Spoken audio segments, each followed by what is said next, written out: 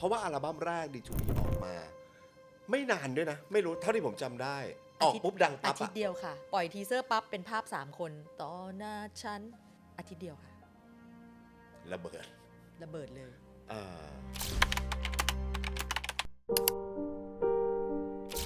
วันที่บิ๊กเกิดเหตุพี่แหม่มรู้เรื่องรู้ทุกคนรู้ค่ะก็รู้แค่ว่าเกิดอุบัติเหตุรถตกผมอยากรู้ว่าความรู้สึกหลังบ้านจริงๆของพี่แดนกับพี่บีมเอาจริงๆแดนกับบีมเนี่ยเป็นคนที่ไปหาบิ๊กตลอดเวลานะจนถึงทุกวันนี้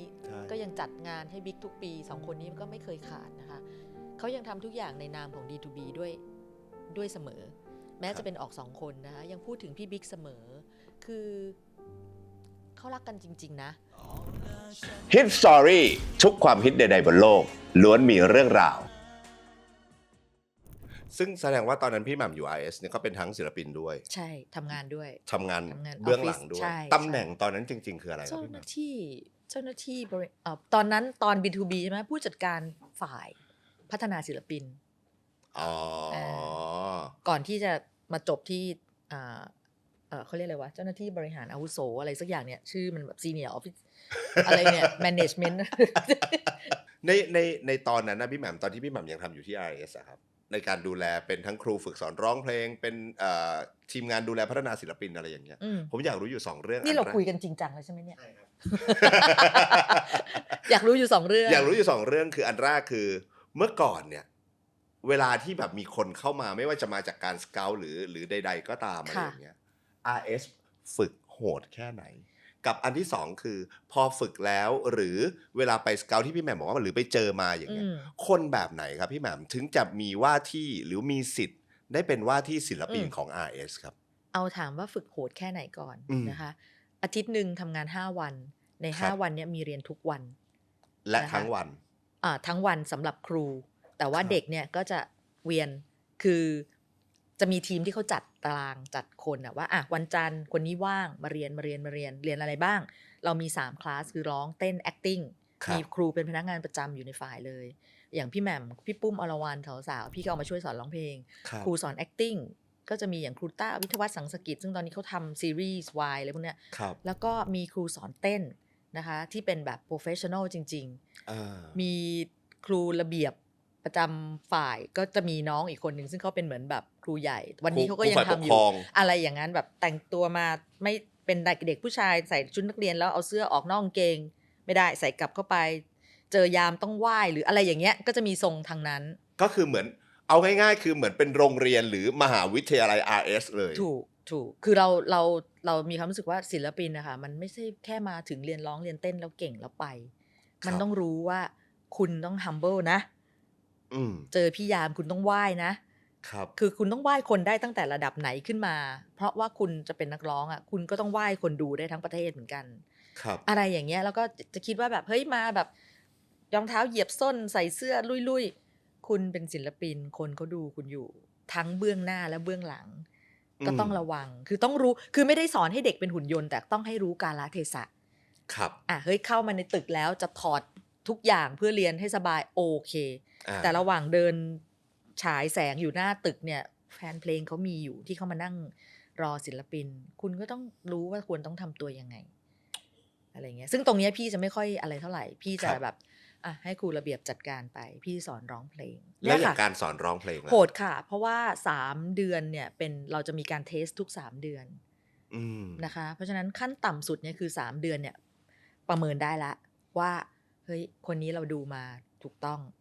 พัฒนาต่อเราจะสามารถชี้แจงบอร์ดได้ว่าเด็กคนนี้พัฒนาต่ออีกสมมุตินะอีก6เดือนจบเรามั่นใจว่าเขาทำงานได้เด็กคนนี้อาจจะนานหน่อยแต่ถ้าเกิดไปฟิตอินกับโปรเจกต์ไหนของทีมเพลงเช่นอาจจะสมมุติอย่างโฟมดนะคะโฟมดเนี่ยเป็นเด็กที่มีอะไรออร่าทุกอย่างน่ารักแบบเป็นไอดอลแต่เรื่องการร้องเพลงเขาอาจจะไม่ใช่เบอร์ต้นที่จะแบบเรียกได้ว่าร้องเพลงเก่งครับอันนี้ทุกคนรู้แล้วก็เราก็ทำเต็มที่ในแง่ของการสอนร้องเพลงให้โฟมดไม่ใช่ว่าน้องไม่เก่งแต่ว่าเขามีเสน่ห์มากกว่าที่จะมีความเป็นนักร้องค่ายรับทราบตรงกันบอร์ดบริหารรับทราบตรงกันสร้างไอดอลเอาเพลงเข้าไปเป็นส่วนประกอบทำให้มันเป็นแบบลุคเป็นแบบเฉิดฉายวุ้งวิ้งซึ่งแบบน่ารัก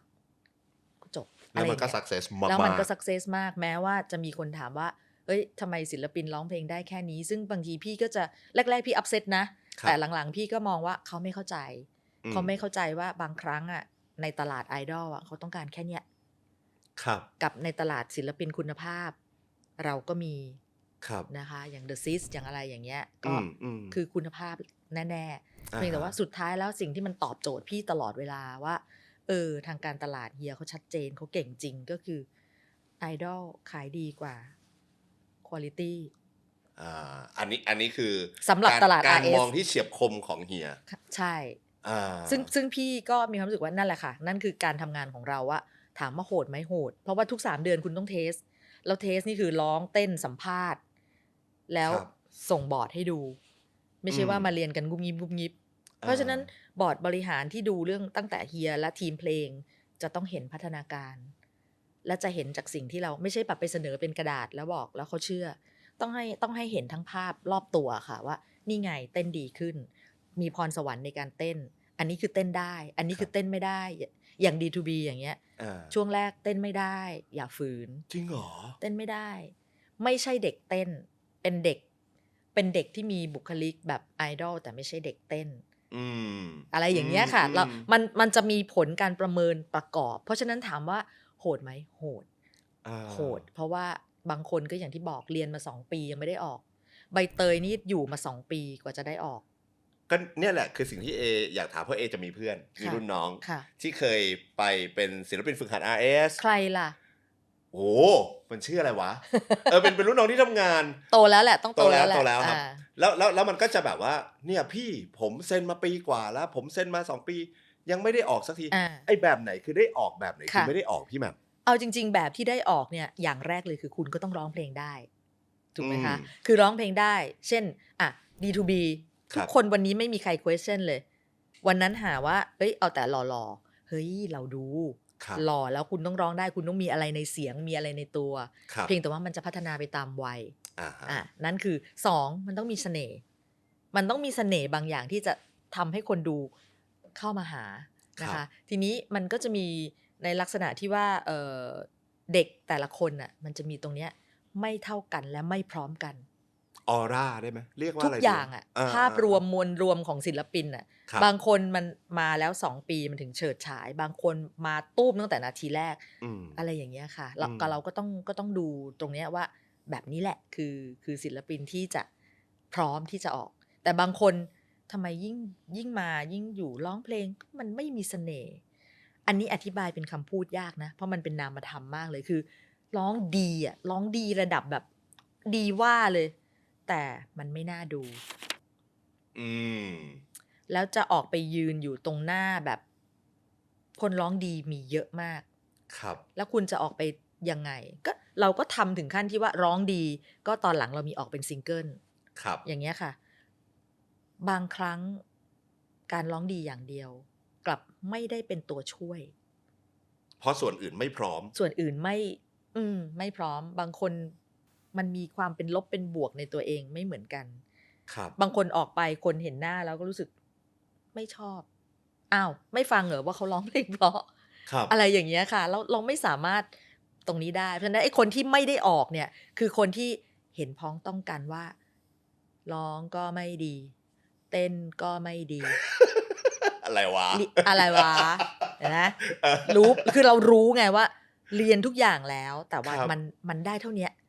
ม แล้วออกไปเนี่ยแค่สมมุติเอาแค่บอยแบนด์เงี้ยค่ะไอ้คนร้องก็ไม่ดีเต้นก็ไม่ดีเนี่ย แต่บางคนสามารถเข้าไปอยู่ในกรุ๊ปได้ เพราะมันต้องการเป็นกรุ๊ป ครับ แต่สุดท้ายไอ้บอยแบนด์นี้พอมันจะแตกตัวเนี่ยมันจะชัดเจนเลยว่าใครแตกออกไปเป็นเดี่ยวได้ อย่างเงี้ยเพราะนั้นการได้ออกหรือไม่ได้ออกนอกจากการประเมินผลจากการเรียนแล้ว ครับ มันอยู่ที่โชคและดวงและตัวของเด็กคนนั้นด้วย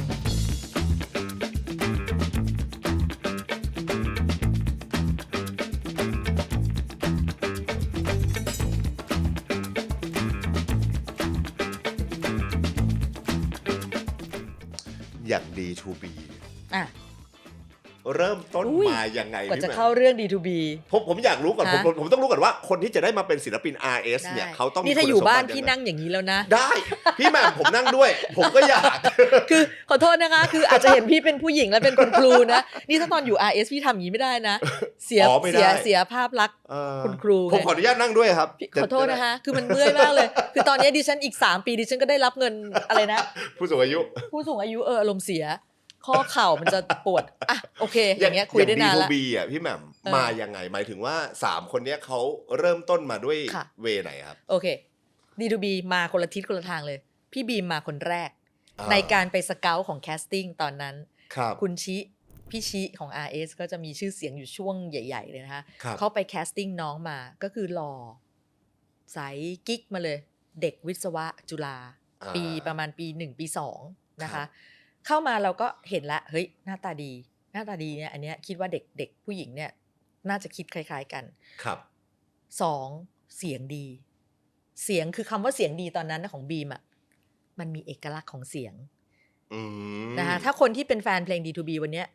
เสียงมาเนี่ยรู้เลยนี่แดนนี่บีมนี่บิ๊กถูกปะ ครับ มันมีเอกลักษณ์ของเสียงแต่ยังร้องเพลงไม่แข็งแรง และบุคลิกภาพยังคงเป็นเด็กวิศวะจุฬาบีมเป็นเด็กที่จริงที่สุดคนหนึ่งหมายความว่าเขามาเป็นเด็กใสๆเด็กดีเด็กเรียน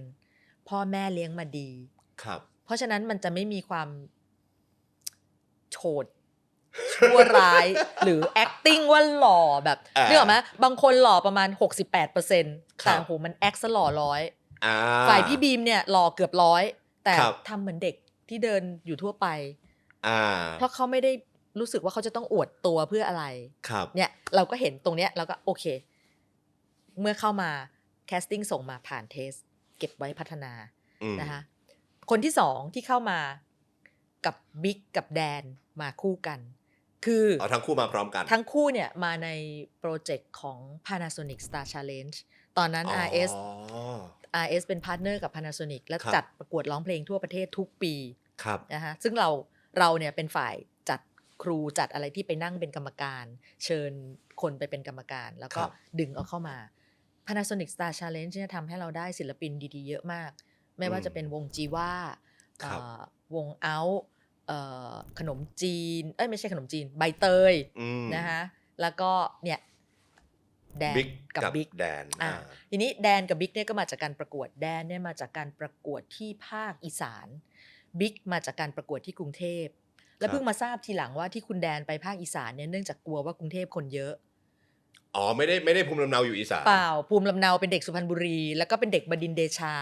อื อ่าม แต่ด้วยความที่แดนเนี่ยเป็นเด็กอีกคนหนึ่งที่หล่อ90 ครับ ตอนนั้นนะหล่อ90แต่ acting เหมือนหล่อ180 อาจจะต่างกับพี่บีมนะ FC แดนนี่ไม่ต้องมาดักตบพี่นะ คือตอนนั้นเนี่ยแดนเป็นเด็กแบบว่าจริง ๆ แล้วเป็นเด็กน่ารัก เป็นเด็กจริงใจนะคะ อ่า แล้วก็มีความอาร์ตของตัวเอง ครับ บางทีก็เข้าถึงง่าย บางทีก็เข้าถึงยาก อืม เดินมาเนี่ยก็คือไอ้ตัวอย่างที่พี่บอกอะเสื้อลุยออกจากกางเกง รองเท้าเหยียบส้น ชุดนักเรียน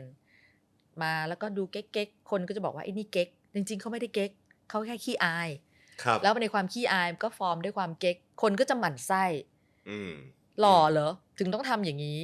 อ่า แต่จริง ๆ แดนเป็นเด็กมีเสน่ห์ใช่ไหมทีนี้ตอนนั้นเนี่ยเราเห็นแล้วไอ้นี่มีของ แต่แค่แบบคนไม่รู้ก็นึกว่าเก๊ก ครับ แต่จริง ๆ เป็นเด็กน่ารักอันนั้นก็คนหนึ่งแล้วร้องเพลงดีมาก แดนนี่ชนะเลิศมาจากทางฝั่งภาคอีสาน ครับ นะคะส่วนน้องบิ๊กร้องเข้ารอบประมาณเข้ารอบที่2หรือที่3แต่ไม่ได้เข้ารอบชิง เพราะว่าร้องเพี้ยนแต่หน้าตาเด้งโดดมาบิ๊กคือหล่อเลยหล่อบุคลิกดีและมี acting ของคนหล่อแบบกำลังพอดี เนี่ยเราก็ได้มาแล้วไอ้น้องบิ๊กเนี่ยทีมแคสติ้งก็บอกคนนี้ไม่เข้ารอบชิงชนะเลิศนะพี่แหม่มแต่ขอเก็บไว้เอาค่อยว่ามาแดนเข้ารอบชิงชนะเลิศ ครับ แต่วันนั้นเนี่ยแดนได้ที่3ที่1คือแพทวงจีว่าที่2คือน้องอีกคนหนึ่งที่ร้องเพลงของพี่อู๋ธนทร ครับ แล้วก็ที่3คือวรเวท อืม แดนวรเวทนะคะเนี่ยแหละทีนี้พอเข้ามาปั๊บเนี่ยมันก็มีนามสกุลกันแล้วว่าแดนจาก Panasonic บิ๊ก ครับ จาก Panasonic Star Challenge อะไรอย่างเงี้ยค่ะ ครับ ก็แพทจีว่าเนี่ย เขาก็ไปเป็นวงของเขาคือเราหาวงให้เรารู้สึกว่าแพทเนี่ยต้องมาทางวงแล้วก็ทำเป็นเจแปนร็อกตอนนั้นนะครับฝ่ายน้องบีมอยู่มานานละอยู่มาปีกว่าเริ่มเป็นพี่โตละแต่ว่าทำเดี่ยวก็ทุกคนก็เห็นตรงกันว่าเราจะฆ่าน้องมากกว่าถ้าเราปล่อยไปเดี่ยวแสดงว่าตอนนั้นเนี่ยพี่บีมเนี่ยถ้าเอากันตรงไปตรงมานี่แฟนคลับก็ไม่ต้องมาดักตบผมเหมือนกันนะคือเดี่ยวไม่ไหวยังไม่ไหวเดี่ยวยังไม่ไหวไม่ใช่ว่าไม่เก่งแต่เพราะว่าเขาร้องเพลงเพราะอย่างเดียวแต่บุคลิกเขาอาจจะยังไม่ใช่คนที่แบบอย่างที่บอกเขาไม่เก๊กเขาไม่แอคแล้วมันจะยืนเดี่ยวเนี่ยมันเหนื่อยนะซึ่งตอนนั้นเนี่ยเขาจะต้อง follow พี่ดัง follow Slip Oil ซึ่งมันมีตัวตนน่ะครับแล้วออกไปอย่างนั้นบีมซึ่งเป็นเด็กแบบเป็นเด็กธรรมชาติที่สุดคนหนึ่งอ่ะเขาอยู่เดี่ยวเขาเหนื่อยแน่นะคะก็เลยแบบโอเคพี่บีมก็ทางค่ายส่งไปเล่นหนังก้าวพระคุ้มครองคือเล่นหนังได้ด้วยอ่ะส่งเล่นหนังเล่นอะไรก่อนระหว่างนั้นพอมาเจอแดนเจอบิ๊กแดนร้องเพลงเก่งไอ้นี่ร้องเพลงแข็งแรงแต่ถ้าคนเดียวก็ไม่มั่นใจทางบริษัทก็ไม่มั่นใจว่า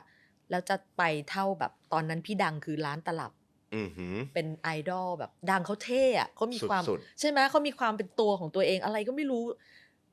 แดนจะไหวไหมก็เนี่ยในความส่วนบิ๊กไม่ว่าบิ๊กจะอยู่ตรงไหนครูก็ยังคงพูดอย่างนี้นะลูกวันนั้นอีบิ๊กแกร้องเพี้ยนยังเพี้ยนอยู่ครับปล่อยเดี่ยวไม่ได้แต่เสียดายเหลือเกินเพราะเสียงดีลุกล้อหล่อมาสายไอดอลครับบิ๊กก็รู้ผมอยากเป็นพี่เจมอยากร้องได้แบบพี่เจมเอาเพลงพี่เจมให้บิ๊กร้องทุกครั้งที่มันเพี้ยนนี่พี่นี่สะดุ้งตลอดเวลาบิ๊กหยุดเพี้ยนอยู่อะไรอย่างเงี้ยนะ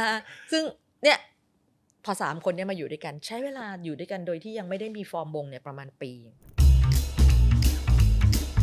ทำไมถึงต้องเป็น3คนนี้มาเจอกันในเมื่อแต่ละคนเดี่ยวไม่ได้แต่ทำไมต้องเป็น3คนนี้ครับพี่แหม่มคุณสุรชัย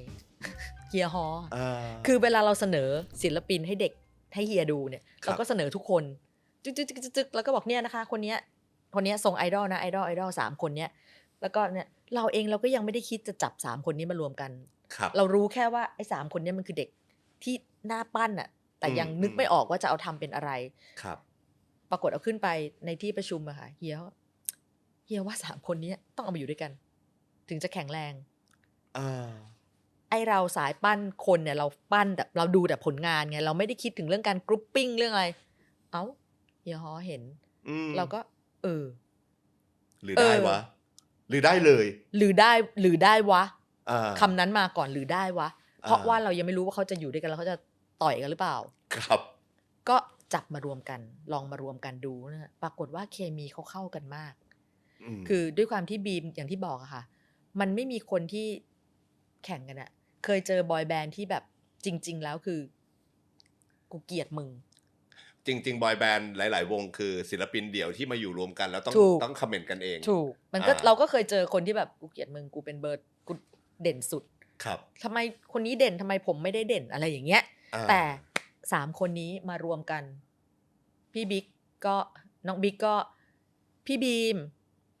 ซูฮกเป็นพี่นะคะเจ้าแดนเป็นน้องคนสุดท้องพี่บิ๊กพี่บีมก็เป็นพี่คนโตน้อง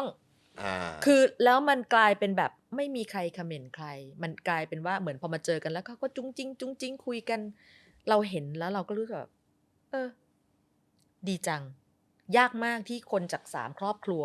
มารวมกันแล้วไม่มีพ่อแม่มายุ่งที่แบบทำไมลูกฉันไม่ได้พ่อแม่3คนนี้ไม่เคยมายุ่งมาส่งอย่างเดียวแล้วกลับ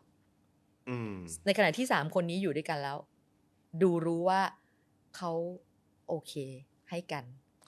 วันแรกที่พี่แหม่มหรือทีมงานก็ตามชวน3คนมาเจอกันนะครับแล้วบอกว่าพวกคุณจะต้องเป็นทริโอแบนด์นะอะไรอย่างเงี้ยไม่มีปัญหาเด็กที่เข้ามาใหม่นะคะแล้วก็อยากจะทำงานเพลงเนี่ยวันที่ค่ายบอกว่าจะเป็นอย่างนั้นอย่างนี้เนี่ยโดยมาก 90% จะไม่มีปัญหาคืออะไรก็ได้ยังไงก็ได้เขามีโฟกัสว่าเขาอยากออกเพลงไงเพราะฉะนั้นถ้าเขามีโปรเจกต์ที่เข้ามาแน่นอนเนี่ยพี่ไม่เคยเจอเด็กคนไหนบอกว่าไม่เอาแต่มันจะไปปูดตอนหลังเช่นอย่างที่บอกพอไปอยู่ด้วยกันแล้วอิจฉากันหรือหมั่นไส้กันอันนั้นจะรู้แต่ภาพวงมันยังคงอยู่แต่โดยมากไม่มีเด็กคนไหน บอกว่าถ้าทำคู่ผมไม่ทำผมจะทำเดี่ยวเท่านั้นน้อยมากค่ะ อ่า อืม อ่าตอนที่มารวมกันเป็น3 คนเนี่ยครับ ค่ะ เป็น D2B เนี่ย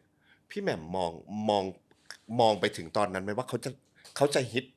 เป็นซูเปอร์บอยแบนด์ขนาดนี้ ไม่คิดว่าจะเป็นซูเปอร์บอยแบนด์แต่คิดว่าน่าจะประสบความสำเร็จ เพราะว่า3 คนเนี้ยมันเราเรียกเขาว่าจตุรเทพ3 จตุรเทพ เพราะตอนนั้นมันมีไอ้จตุรเทพของฮ่องกงหรืออะไรเงี้ยนะครับ แล้วเราก็รู้สึกว่ามันหล่อกันคนละแบบ คือผู้หญิงอ่ะจะมองเห็นทรงนี้แต่ผู้ชายด้วยกันพวกโปรดิวเซอร์พวกนั้นหล่อตรงไหน นึกออกป่ะผู้ชายไม่เห็นหล่อเลยหล่อตรงไหนว่าทำไมแบบอย่า เขาเอาผู้หญิงดูไหมเก็บความคิดไว้ไปทำงานอาร์ตเถอะปะอีพวกครีเอทีฟอะ ไม่เอาจริงๆที่หัวเราะไม่ใช่อะไร ผมก็ แร คิ ก ด ๆที่เห็นก็คิดคิดหล่อตรงไหนวะแต่แบบพอถามไปเพื่อนผู้หญิงนะใช่ดิมึงหล่อตายไอ้แว่นแบบคือแบบโดนด่า ใช่ไหม เลย คือผู้ชายด้วยกันมันก็จะมองด้วยกันว่าผู้ชาย เหมือนผู้หญิงอะมองเนี่ยอีนี่สวยที่ไหนหรอหมั่นไส้ อะไรอย่างเงี้ยใช่ไหมเราสร้างศิลปินสวยมากเคยสร้างอันเนี้ยน้องโบเมลดาก็อยู่ในกลุ่มนั้นของ Kiss Me Five สวย5 คนขายาวสวยสูงร้องเพลงดีจ้าหมั่นไส้ น้องออกได้ซิงเกิลเดียวมั้งอัลบั้มเดียวจบเลยอย่างเงี้ยทั้งที่น้องน่ารักสดใสอารมณ์เสียแต่ D2B พี่แหม่มมองไปแล้วว่าดังแน่ เอาความเป็นผู้ใหญ่และความที่มีอำนาจมากกว่า ไม่หรอกค่ะทุกคนเห็นด้วยแล้วก็ทั้งผู้หญิงก็รู้ว่าเอ้ยคนนี้หล่อ ครับ กระเทยในฝ่ายพี่กระเทยเยอะคอนเฟิร์มหล่ออ่ะตลาด2 ตลาดนี้ชัดเจนผู้ชายช่างมันจะไม่เห็นว่าหล่อก็เรื่องของคุณไม่เป็นไรเพราะว่าเราว่าตลาดของเราตรงนี้เราชัดเจนแล้วคือเด็กวัยรุ่นที่ชอบศิลปินที่แบบร้องเพลงดีแล้วก็มีบุคลิกหน้าตาดีนะคะก็จบที่ว่า3 คนนี้ไปด้วยกันได้แน่เราก็รายงานนายว่าเขารวมกันได้ดีค่ะข้อดีข้อเสียของแต่ละคนแดนเนี่ยคือ lead vocal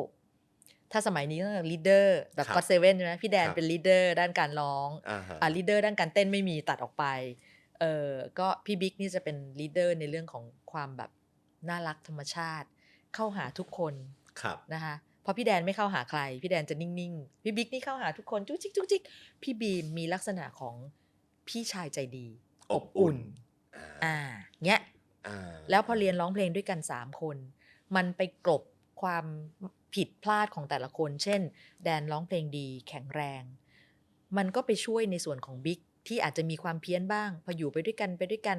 เสียงบิ๊กก็เริ่มแข็งแรงขึ้นเพราะว่าเหมือนมันมีกัน3 คนนะคะมันก็จะเบลนด์เข้าหากันเอาซ้อมร้องเพลงกันเฮ้ยร้องด้วยกันอย่างเงี้ยเหมือนพากันใช่พัฒนาไปด้วยกันฝ่ายพี่บีมก็เป็นเหมือนแบบคนที่คอยดูเรื่องความถูกทำนองของธรรมของน้องๆเพราะว่าเขาเป็นเด็กที่มาจากครอบครัวที่เขาเรียกอะไรเดินอยู่ในทางที่ดีอ่ะก็จะเหมือนกับเป็นพี่ที่แบบอันนี้อย่างงู้นอย่างนี้ไม่ได้พากันไปเกเรคอนเซปต์กับชื่อหมายถึงว่าคอนเซปต์ของ D2B ถูกวางไว้ว่าเป็นอะไรง่ายๆเลยไอดอลพ็อปไอดอลเพลงเพราะนะคะซึ่งในเรื่องของเพลงเนี่ยจะเป็นเรื่องของทีมผลิตเพลงซึ่งก็คือพี่เกี้ยตอนนั้นพี่เกี้ยอนุชาอัจนาวัฒน์แล้วก็คุณบังที่มาแต่งเพลงให้ปานดังระเบิดตบมือข้างเดียวเนี่ยเป็นผู้ชายแท้ๆที่แต่งเพลงเหมือนเขาไปอยู่นั่งอยู่ในใจผู้หญิงเหมือนเป็นชนีคนหนึ่งแล้วก็ทำให้เพลงแบบว่าตบมือข้างเดียวอะไรอย่างเงี้ยเธอคิดได้ยังไงบางแต่พี่บังสุดยอดจริงๆพี่บังสุดยอดเนี่ยค่ะก็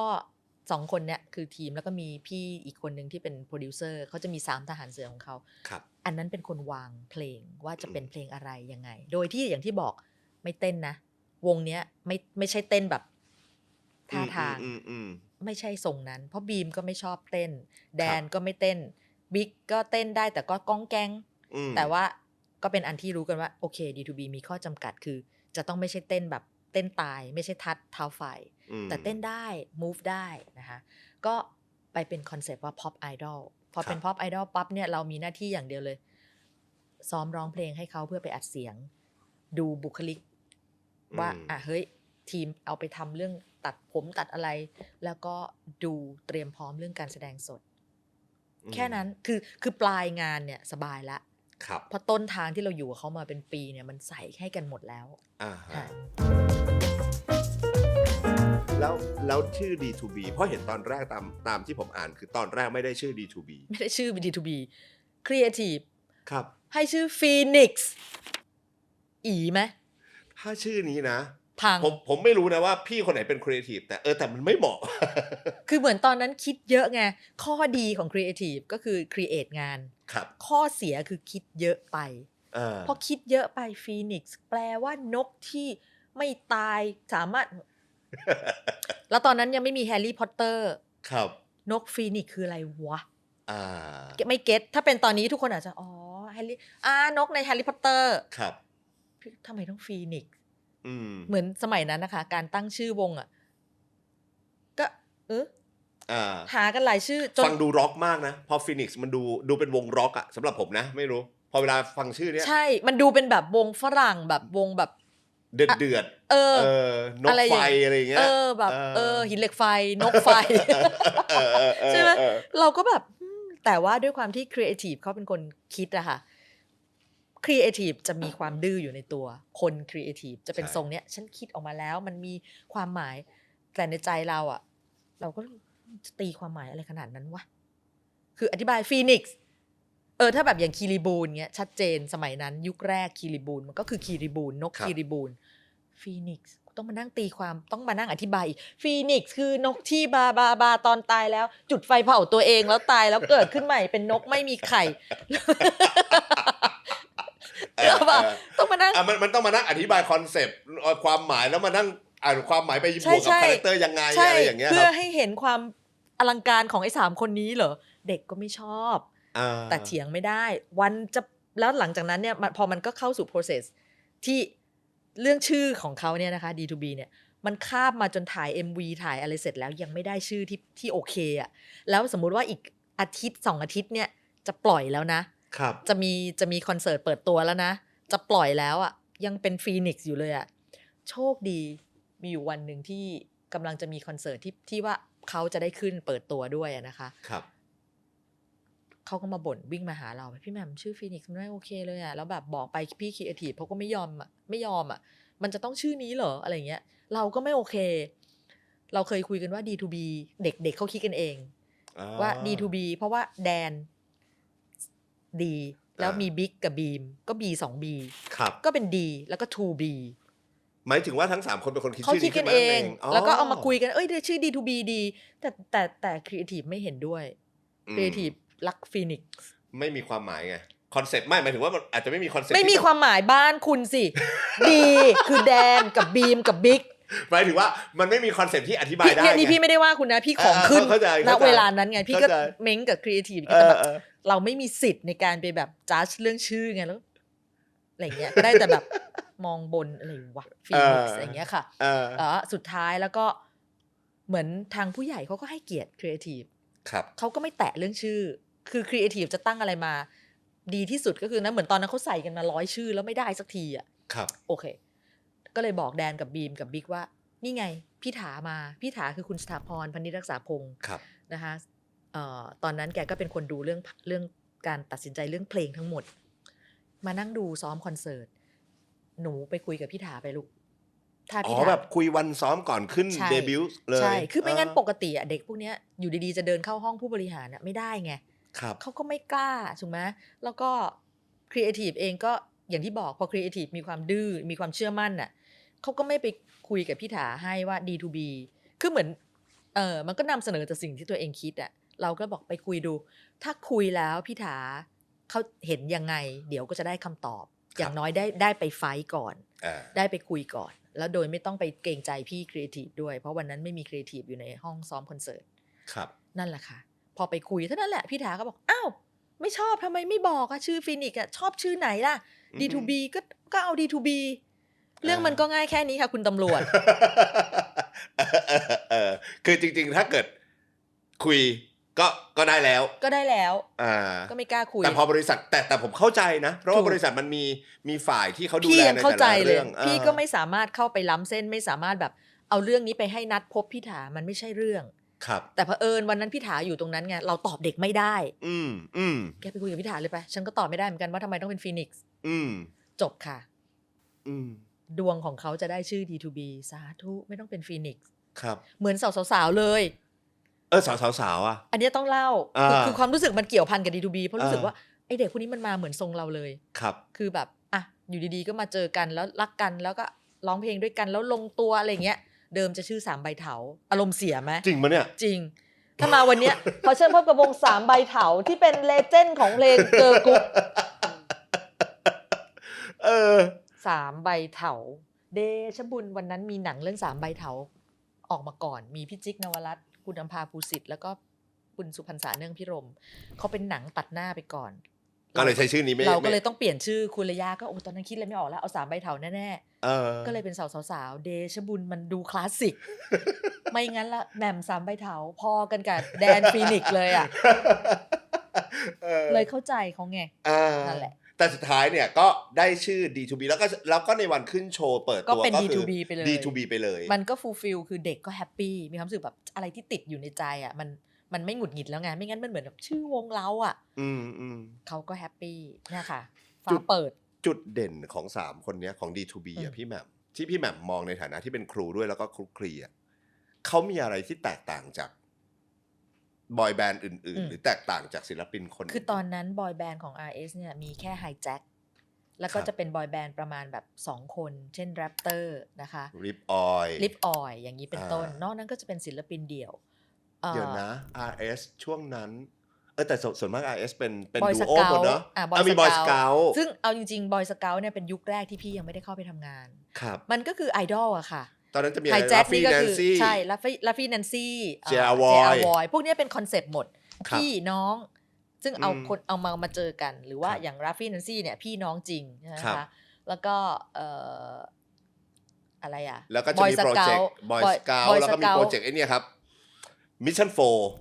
4ก็คือโปรเจกต์4คนดังอยู่แล้วเอามารวมกันซึ่ง4คนเนี้ย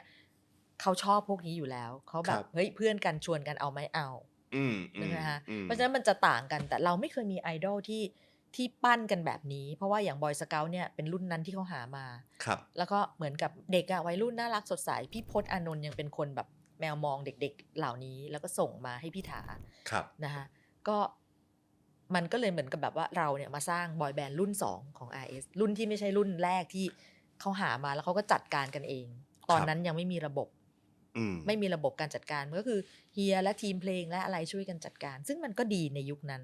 แต่ยุคของเราเนี่ยมันเหมือนกับมีการเรียนนะมีการอะไรนะมันก็จะเป็นยุคหลังค่ะที่ได้เด็กที่อาจจะไม่ได้มีอะไรข้างในตัวที่จะอยากจะเป็นศิลปินจะเห็นว่ายุคแรกๆเนี่ยพวกบอยสเกลพวกลิฟออยล์คือเด็กที่อยากทำงานอยากเป็นอะไรเขาไม่เห็นต้องเรียนเต้นต้องอะไรนักหนาเลยเขามีตัวตนนี่แหละ D2B อาจจะเริ่มจากการที่ยังไม่ได้มีตัวตนเป็นของตัวเองแต่มีใจแล้วเรามีหน้าที่ค้นหาตัวตนเพราะนั้นความแตกต่างและความชัดเจนก็คือเราได้คนที่ร้องเพลงดีแน่ๆแล้ว2คนคือแดนกับบีมส่วนบิ๊กไอดอลแน่ๆแล้ว1คนนะคะตอนนั้นเรายังไม่ทราบเลยว่าเขาจะวางใครเป็นลีดเดอร์เราไม่รู้จนวันที่พี่ขึ้นไปฟังเพลงในห้องอัดพี่ตกใจมากเพราะว่าเพลงต่อหน้าฉันเนี่ยโอ้แดนเป็นลีดเดอร์เพลงนี้แข็งแรงมากแล้วพอฟังคนใจอ่อนเฮ้ยนี่บิ๊กเหรอ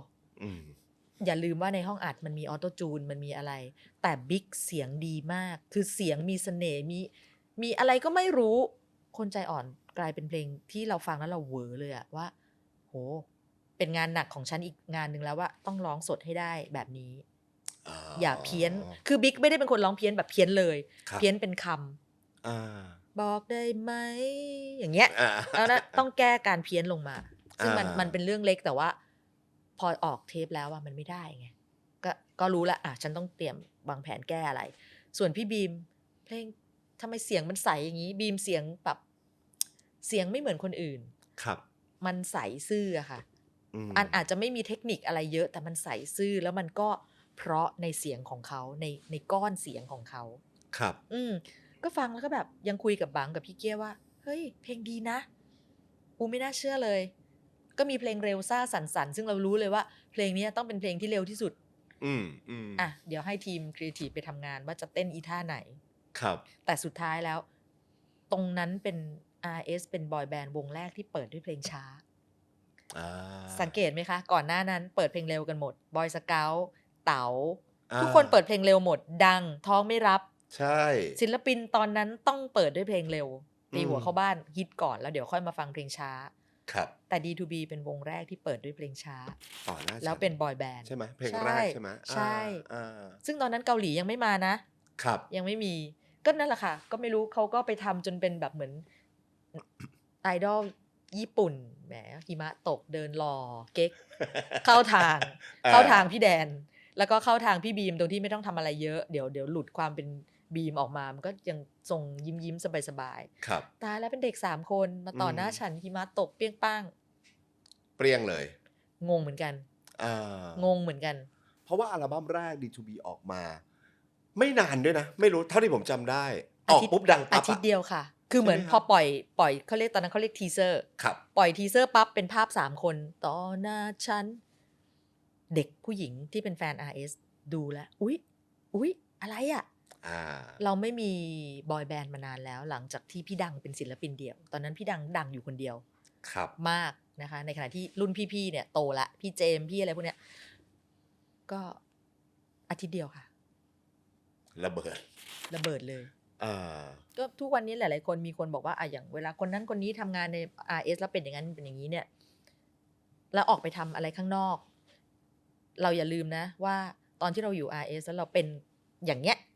มันมีเฮียเข้ามาด้วยครึ่งหนึ่ง อืม เพราะเฮียเชื่อมั่นเราจึงให้เราทำตรงนี้เฮียเชื่อมั่นคนนี้ถึงให้เขาทำตรงนี้ ครับ มันมีเฮียอยู่ด้วยครึ่งหนึ่งเพราะฉะนั้นความเก่งของนายเนี่ยพี่ว่ามันนำลูกน้อง ซึ่ง D2B ก็ต้องบอกว่าเป็นการเริ่มต้นการ ใช่ คิดก็มาจากเฮียเหมือ ก็ นกั มาน จากเฮีย เพราะเฮียเป็นคนมองว่า เฮีย ทำไมไม่เอา3คนนี้มารวมกัน เฮียเขาแค่มีไอเดียตรงนี้อะที่เหลือแหม่มไปทำงาน ไปทำให้เด็กเข้ากันแล้วส่งมาให้เฮียดูซิได้ไหม อ่า ทีมเพลงไปทำงาน อ่า ทำเพลงมาซิเฮียต้องจัดหลายจุดนะคะ จุด ครับ ของเราคือดูว่าผลงานเราได้ไหมจุดของเพลงคือส่งเพลงมาไม่ผ่านเฮียก็มี อืม หรือต้องพรีเซนต์ยังไงให้เฮียเข้าใจได้ว่าคุณทำเพลงอะไรมา ครับ ยังไม่รวมภาพที่เป็นมิวสิกวิดีโอก็ต้องผ่านเฮีย อืม โดยตอนนั้นมีพี่ถาเป็นคนกรองงานพวกนี้ให้ อย่างเงี้ยค่ะ ถ้าถามก็คือ D2B ก็คือกลุ่มเด็กกลุ่มหนึ่งที่ทั้งโชคและดวงและความสามารถมันมาอยู่ด้วยกัน แล้วอย่างที่พี่แหม่มบอกว่าคาแรคเตอร์แบบนี้หายากมากนะคน มาก ดูในการที่แบบว่า3คนมาอยู่แล้วผมว่ามันได้ทุกแองเกิล ถูก คือจะเป็นพี่น้องแบบอุ่นๆ ก็ได้ ก็ได้เป็น Family อ่า Family Band ก็ได้ เป็น ไล่เตะก้นกันก็ได้ ได้จะซ่า เออ เก๋าๆก็ ก็มี ได้ ตอนนั้นมีหมด เออ คือตัวเก่านี่คือบิ๊ก เออ ตัวแบบล่าเริง ซนๆ บันเทิงใจซนๆเงี้ย หรือจะเป็นหล่อเท่เขาก็ครบ พี่แดนก็มี ใช่ เดินไปไม่ต้องทำอะไรเดินเท่ยักคิ้วนิดเดียวผู้หญิงกิ๊กสลบ แต่ เออ มันครบจริงๆนะ ครบ D2B ไง มันเป็นโมเดลที่ครบ ใช่ แล้ว ความฮิตอะพี่แหม่มมันฮิตขนาดไหนหมายถึงว่ามันเข้ามาถึงบริษัทอะมันฮิตแบบไหนฮิตขนาด คืออาทิตย์แรกที่ปล่อยไปอะค่ะ เรารู้เลย เพราะว่าพอปล่อยจิงเกิลปั๊บเด็กที่มาหน้าบริษัทอะ ครับ เฮ้ยเขามาทำอะไรกันอะ อื เขามารอ D2B ฮะมันเร็วขนาดนี้เลยเหรอ เราเพิ่งปล่อยนะอะไรอย่างเงี้ย คือจำนวนคนที่มารอกรี๊ดนะคะปกติทุกวันจะมีน้องๆมาอยู่แล้ว ครับ แต่วันนั้นแบบเริ่มเห็นว่ามากันเยอะ เยอะและเริ่มมีแบบ ก็เริ่มแบบพอเราเริ่มเห็นคนมาเยอะก็แบบเขามาดูใครดู D2B และสิ่งที่ทำให้เรารู้ว่ามันเปลี่ยนคือคอนเสิร์ตเปิดตัว ตอนนั้นเป็นคอนเสิร์ตรวมฮิต ครับ รวมศิลปินนะคะ เราจัดกับ RS กับช่อง ครับ 3 แจมกันก็จำได้ว่าวันนั้นมีทายังมีใครมาขึ้นด้วยนอกจากศิลปิน RS พี่ถาก็เลยบอกว่างั้นเราทำการเปิดตัว D2B ในงานนี้ดีกว่า เพราะมันเป็นคอนเสิร์ตใหญ่คนมาดูเยอะ Indoor Stadium หัวหมาก อ่า ก็ไอกล่องของขวัญนะคะทำฉากเป็นกล่องของขวัญแล้ว พอเปิดฉากออกมาเห็นกล่องของขวัญเสร็จแล้วก็เด็กๆก็ถีบเปี้ยง กล่องของขวัญก็จะแตกแบะออกแล้วเขาก็จะเดินออกมาขึ้นต่อหน้าฉัน นั่นน่ะเป็นคอนเสิร์ตเป็นไลฟ์คอนเสิร์ตอันแรก ซึ่งพวกแหม่มอะประสาทเสียกันอยู่เพราะว่าขึ้นแรกครั้งแรกก็คอนเสิร์ตใหญ่เลยเว้ยชาวบ้านคนอื่นที่เขาแบบออกเทปเขาได้ไปขึ้นนู่นนั่นนี่ก่อนนี่ปาดขึ้นคอนเสิร์ตใหญ่เลย หัวพาดอยู่บนเขียงเนี่ย คือดังเลย ดับเลย ดับเลยหรือถ้าคอนเสิร์ตแบบขึ้นคอนเสิร์ตแล้วมีอะไรพลาด เช่นร้องผิดคิวร้องผิดคีย์ลืมเนื้อหรือโบ๊ะบะ เดียอีเนี้ยตาย ครับ ก็ เออ ก็ลุ้นเราก็ลุ้นแต่ว่านั่นแหละค่ะก็คือคอนเสิร์ตนี้แหละที่วันซ้อมแล้วเจอพี่ถาแล้วได้เปลี่ยนชื่อเป็น D2B อ่าฮะ คุณคิดดูว่าซ้อมกี่วันนะก่อนออก แล้วเปลี่ยนชื่อเดี๋ยวนั้นน่ะต้องเปลี่ยนอาร์ตเวิร์กเดี๋ยวนั้นน่ะจาก Phoenix เป็น D2B อ่ะ อืม เนี่ยแล้วมันก็โชคดีว่าพอเปิดตัวออกมาปั้งเพลงขึ้น เด็กอะยังไม่ได้เพอร์เฟกต์หรอก แต่คนดูที่กรี๊ดดังจนแบบดิฉันจำได้ว่าคุณสมชายเข็มกลัดซึ่งโชว์ด้วยวันนั้นคิดค่ะเขาคิดค่ะ พี่เต๋า เต๋าเขาคิดค่ะวิ่งดูเฮ้ยหูมันดังมากจริงๆ ดังมากชนิดที่พี่แบบน้ำตาไหลเลยอะเพราะว่ามันแบบโห ทั้งที่ยังไม่เคยมีการปรากฏตัวมาก่อน ไม่เคยแค่เห็นใน MV เพราะว่าเราปล่อย MV แล้วใช่ไหมคะแล้ว ครับ ที่บอกว่าอาทิตย์เดียวก็รับรู้ได้ถึงพลังงานบางอย่างอะ อืม เพราะฉะนั้นคอนเสิร์ตเนี้ยมันกลายเป็นว่า คนรอดู D2B เพราะสายก็จะรู้ว่าเดี๋ยวงานเนี้ยมี D2B เปิดตัว ตกใจมากกรี๊ดดัง โอ้ แต่ในขณะเดียวกันตอนนั้นน่ะยืนอยู่ข้างบนน่ะดูอยู่แบบร้องอย่าพลาดนะลูกร้องอย่าพลาดนะลูก อะไรอย่างเงี้ยค่ะ แล้ววันนั้นสมมติ100 คะแนนครูแหม่มให้ D2B 80 พอ เคี่ยวคะแนนอ่ะ ไม่เพราะว่าเด็กใหม่ยัง ครับ เด๋อดามีพี่แดนที่แบบดูมั่นคง พี่บีมก็ยกมือก็เป็นอย่างนี้คืออย่างที่บอกอ่ะยังไม่รู้ว่าอะไรคือเท่แล้วจงทำก็ ตื่นเวทีด้วยปะ ทำตามที่ได้ฝึกมาว่าต้องอย่างนี้ต้องอย่างนั้นบิ๊กก็เอาตัวรอดแต่ก็เสียวว่าเขาจะเพี้ยนไหมแต่อย่างที่บอกพอเขาอยู่กัน3 คนนะคะ ครับ มันก็ช่วยซึ่งกันและกันน่ะพอแดนแข็งแรงเนี่ยอีกที่เหลือก็เกาะบิ๊กก็เกาะเสียงพี่แดนได้ละแล้วก็ร้องมาขนาดนั้นมันเพี้ยนน้อยลงมากแล้ว พี่บีมก็ไม่กล้าก็ต้องกล้าแล้วล่ะ ครับ เขินก็ต้องไม่เขินแล้วล่ะ อ่า แล้วร้องเพลงรู้สึกจะพี่จำไม่ได้ว่าเพลงเดียวหรือเปล่านะคะ ครับ น่าจะเพลงเดียว ปึ้ง ออกมาเจอคนกรี๊ดมันไม่เป็นลมตายกันเป็นทั้ง3 คนก็เก่งแล้ว กรี๊ดดังมากค่ะ แล้วก็พอจบคอนเสิร์ตอันนั้น ก็สติแตกกันทั้ง3 คนคือแบบ เฮ้ย หลังเวทีเขา โอ้ย เออ อะไรเงี้ย คือทั้งดีใจทั้งตื่นเต้นคือทุกอย่าง ใช่เรารู้ว่าเขาต้องรู้สึกอย่างนั้นแล้วเราเองเราก็รู้สึกรอดอ่ะแต่อย่าคิดว่าคุณสุรชัยจะบอกว่าโอ้ยดีมากนะแหม่มไปทำให้ดีๆกว่านี้นะแหม่มนะร้องเพลงสดเนี่ยนะยังเขินอยู่เลยอะไรอย่างเงี้ยคือคนทำงานเขาก็ดูแบบข้อติไงคะ ครับ เราก็รู้เราก็เห็นแหละ แต่ว่าวันนั้นคือรอดตายละรู้เลยว่า D2B ประสบความสำเร็จแต่งานหนักรอดิฉันอยู่คุณคะ แสดงว่าพอหลังจากวันนั้นก็คือต้องไป ผมเชื่อว่าต้องไปติวเข้มอีก คือทั้งติวเข้มและน่าจะเป็นวงเดียวนะคะที่พี่ต้องไปด้วยทุกงานในช่วงต้นๆน่ะจนคนคิดว่าพี่รักแต่ D2B ซึ่งบอกรักบ้าเลยล่ะก็รักเท่ากันทุกคนแต่ว่านั่นคือการทำงานในตำแหน่งของฉันที่ต้องดูไปจนถึงไลฟ์คอนเสิร์ตและทุกคอนเสิร์ตถ้าเฮียมีคอมเมนต์คือทีมงานสามารถหัวขาดได้อะถ้าทำอะไรแล้วทีมงานไม่พร้อมไม่ชัดเจนเช่นเปิด backing tag ผิดอะไรเงี้ยจงตายไป เพราะฉะนั้นเราดูตรงนั้นอยู่ไงเราก็แบบไม่ได้ทีมงานเราก็จะต้องปลอดภัยเพราะเราก็ต้องดูแลทุกคนไม่ใช่แค่ศิลปินเราก็ต้องไปแล้ว D2B ขึ้นเวทีเจอคนดูเด็กไม่เคยขึ้นเวทีที่เจอคนดูปะสดๆเอาอยู่หรือเปล่าเป๋ไหมร้องเพี้ยนไหมเพราะว่าเสียงที่ได้ยินสดกับเสียงในห้องอัดกับคอนเสิร์ตใหญ่มันไม่เหมือนกันดีขึ้นเรื่อยๆไหมครับถูกต้องค่ะดีขึ้นเรื่อยๆตอนแรกที่ผิดเพี้ยนมันก็ผิดแบบเขาเรียกอะไรอะสดตามธรรมชาติเช่นบอกว่าเวลารับดอกไม้เนี่ยก็ร้องไปนะลูกนะรับดอกไม้ก็ร้องไปนะสยามไปอยู่ตรงนั้นครับค่ะครับค่ะครับพอถึงเวลาแฟนเพลงเอามาให้รับดอกไม้ความเคยชินของคนอะว่าก็เอาไมค์ลงขอบคุณครับอ้าวดนตรีไปต่อแกไม่ร้องงี้แล้วก็จบเพลงรับดอกไม้เดทแอร์สิเจ้ารับดอกไม้โดยไม่อะไรเลยเฮ้ยคอนทินิวเพลงมันต้องเข้าแล้วเด็กยังไม่พร้อมเด็กลืมตัวฉันไม่สามารถทำ2 อย่างในเวลาเดียวกันได้รับดอกไม้ก็รับไปร้องก็ร้องจะมาให้รับไปด้วยร้องไปด้วยไม่ได้โอ้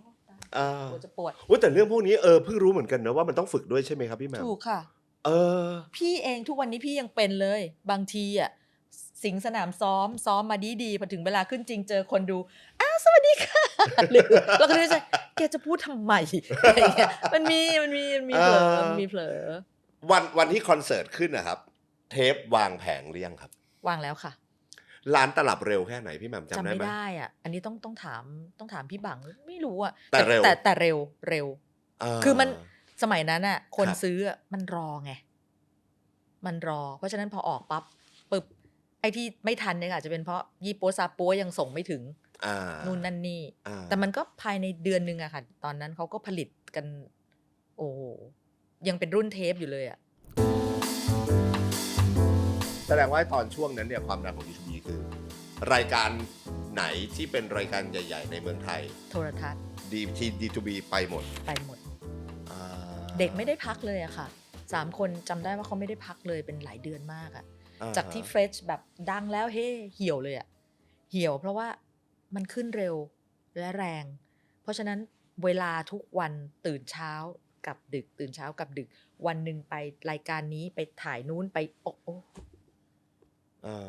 หมดพลัง แล้วมันเป็นเขาเรียกอะไรคะมันเป็นกฎที่พี่อะสามารถเขียนได้เลยว่า อันนี้คือสูตรเลย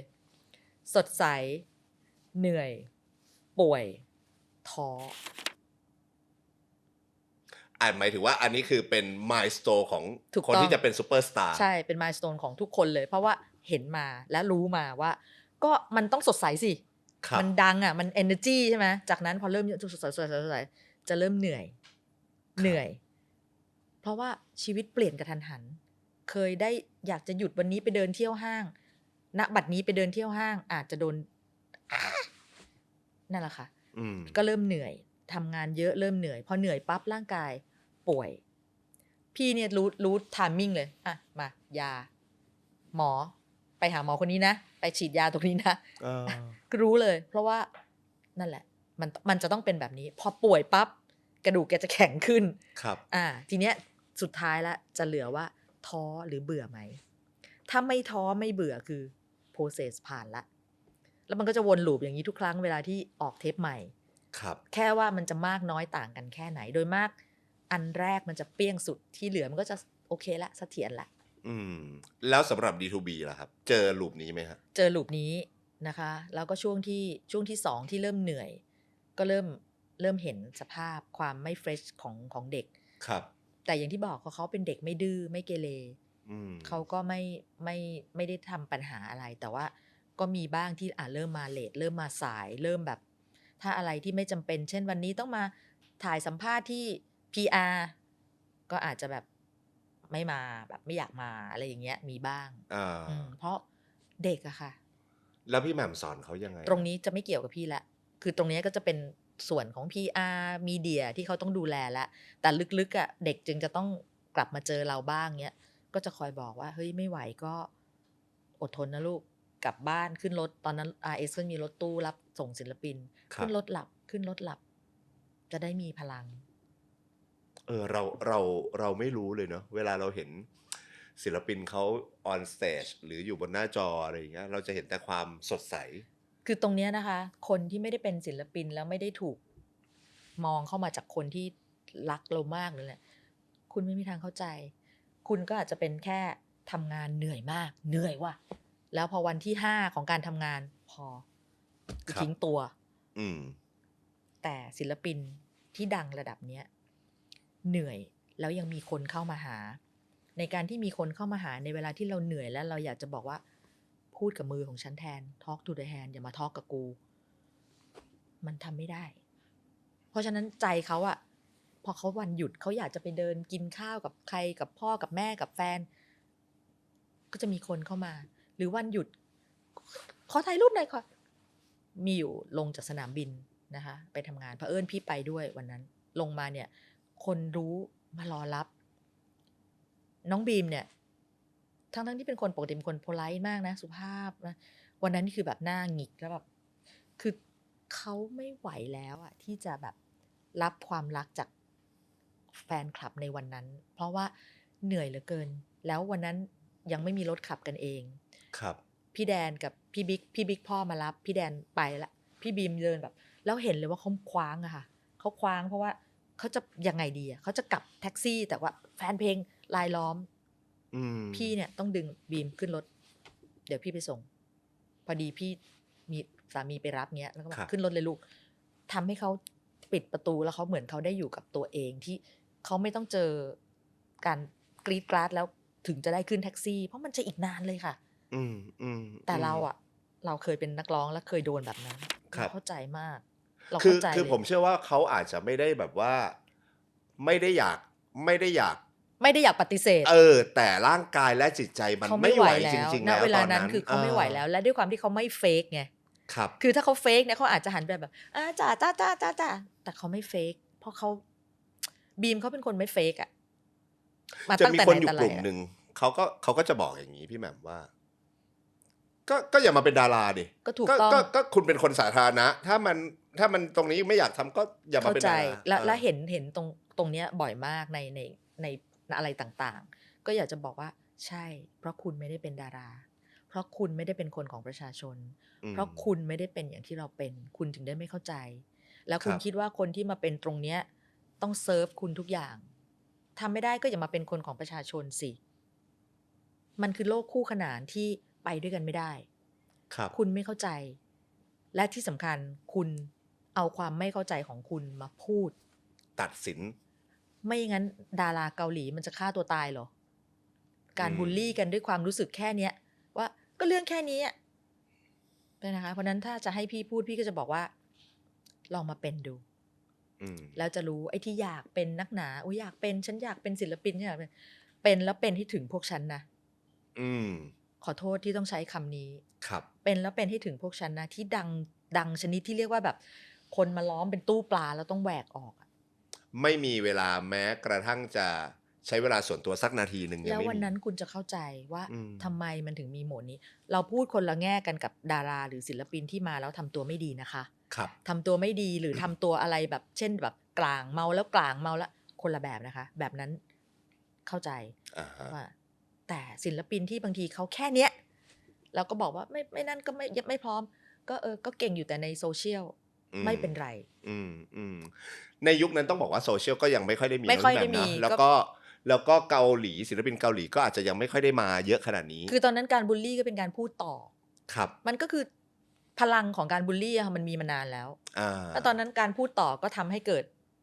อะไรบางอย่างอย่างเงี้ย อ่าฮะ ซึ่งแต่อย่างที่บอกอะค่ะ สุดท้ายแล้วเนี่ย คนเข้าใจเยอะกว่า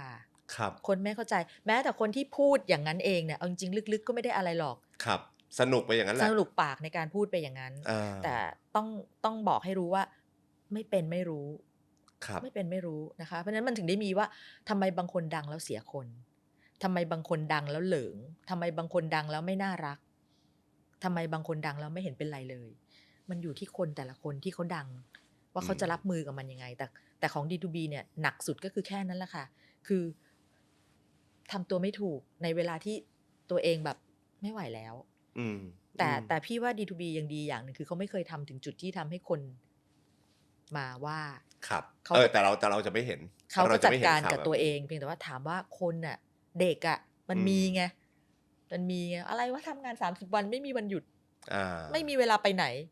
ไม่ได้อะไรอย่างเงี้ย มีแฟนก็ต้องปิด ครับ อะไรอย่างเงี้ยค่ะ พอหลังจากที่อัลบั้มปล่อยก็ได้เริ่มทำอย่างอื่นถูกไหมครับ ค่ะ มีเล่นหนัง ใช่ เล่นละคร ทุกคนเลยน้องบิ๊ก ใช่ไหม ก็ไปเล่นละครใช่ไหม อ่า คะ ฮะ แดนก็เล่นหนัง ตอนนั้นก็มีหนังเนาะหนัง แล้วก็พี่บีมก็เล่นอยู่แล้ว พี่บีม ครับ ที่เล่นกับพอลล่า อ่า คลื่นเหงาสาวข้างบ้านที่ทำพอลล่าดังระเบิดระเบ้อเล ใช่ ย ใช่ แล้วก็เขาเล่นหนังสุดท้ายด้วยกันพี่จำชื่อเรื่องไม่ได้ แต่มันเป็นเรื่องแบบลึกลับหน่อย สังหรณ์ แล้วเรื่องนั้นอะหลังจากนั้นนะบิ๊กก็เกิดอุบัติเหตุ อันเนี้ยเรื่องเนี้ยพี่แหม่ม อืม ก็ต้องชวนคุยเหมือนกันนะ ได้ วันที่มีเกิดเหตุพี่แหม่มรู้เรื่อง รู้ทุกคนรู้ค่ะ ก็รู้แค่ว่าเกิดอุบัติเหตุรถตกก็เรียกอะไรข้างถนนที่มันมีน้ำคร่ำแล้วก็น้องสลบไปแล้วก็ฟื้นขึ้นมาแล้ว ครับ อยู่โรงพยาบาลแล้ว ตอนนั้นทุกคนหายห่วงหมดแล้วค่ะ ในสเต็ปแรก เพราะว่าเราคิดว่าการที่สลบไปแล้วฟื้นขึ้นมาคือจบแล้ว ครับ แล้วพี่ไปเยี่ยมตอนที่ฟื้นอยู่ที่โรงพยาบาล อืม แรกอะ อืม ก็เห็นแล้วว่าหน้าดูอิดโรยนิดหน่อย แต่ก็ยังคุยกันได้ แต่คือเขาก็ปวดหัวครูหรืออะไรแบบก็ยังพูดได้ไม่เยอะ แต่ว่ายังเห็นว่าไข้ขึ้นอยู่บ้าง ซึ่งเราก็คิดว่า